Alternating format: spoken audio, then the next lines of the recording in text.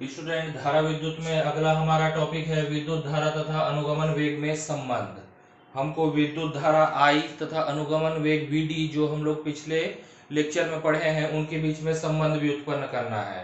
तो चलिए इसके लिए एक छोटा सा डायग्राम बना लेते हैं।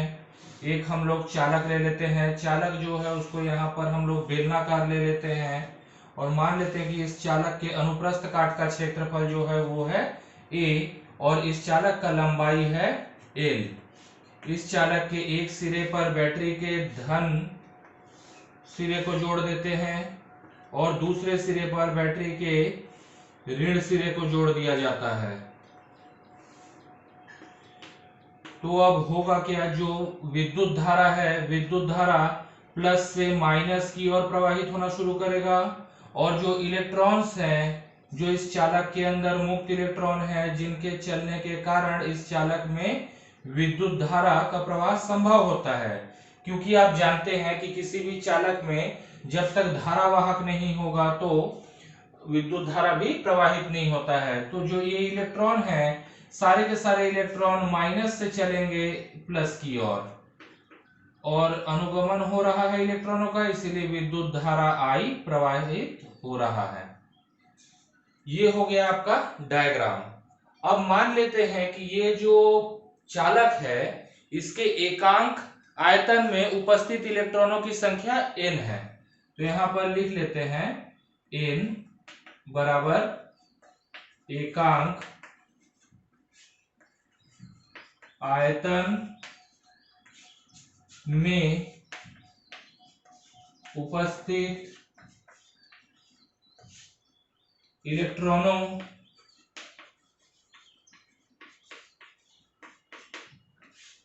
की संख्या। एकांक आयतन में कितने इलेक्ट्रॉन है हमने लिया स्मॉल n, और इस चालक का आयतन कितना है, चालक का आयतन। चालक का आयतन निकालने के लिए देखिए, चालक के अनुप्रस्थ काट का क्षेत्रफल A है, लंबाई L है। अगर अनुप्रस्थ के काट के क्षेत्रफल A में मैं लंबाई L को गुणा कर दूं तो मेरे को चालक का आयतन मिल जाएगा। अब देखिए, चालक का आयतन आपको पता है और चालक के एकांक आयतन में उपस्थित इलेक्ट्रॉनों की संख्या आपको पता है। तो इस चालक के अंदर कुल मिला के कितने इलेक्ट्रॉन होंगे, तो यहां पर हम लिख सकते हैं चालक के अंदर कुल इलेक्ट्रॉनों की संख्या।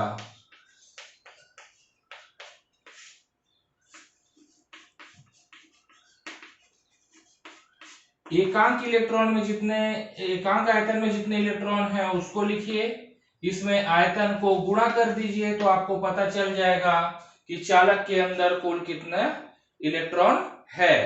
अब चालक के अंदर कुल आवेश निकालना है। चालक के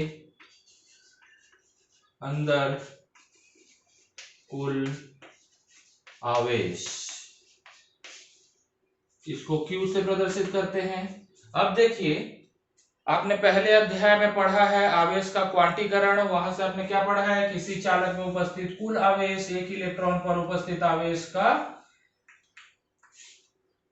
पूर्ण गुणज होता है। मतलब n यहाँ पर क्या है, एक पूर्ण गुणज है। n बता रहा है कि कितने इलेक्ट्रॉन हैं, E बता रहा है कितना चार्ज है। तो यहाँ पर कुल मिला के कितने इलेक्ट्रॉन हमने निकाले हैं, Na गुणित L। और एक इलेक्ट्रॉन पे चार्ज अगर E होगा तो 2 इलेक्ट्रॉन पे 2E होगा, 3 इलेक्ट्रॉन पे 3E होगा। उसी तरीके से अगर कुल इलेक्ट्रॉनों की संख्या NaL है तो उपस्थित कुल आवेश जो होगा वो होगा NaL कुल इलेक्ट्रॉन गुणित एक इलेक्ट्रॉन पर आवेश। तो कुल आवेश निकल गया, इसी को हम लिख सकते हैं Q बराबर NeAL। इसको कर देते हैं समीकरण 1।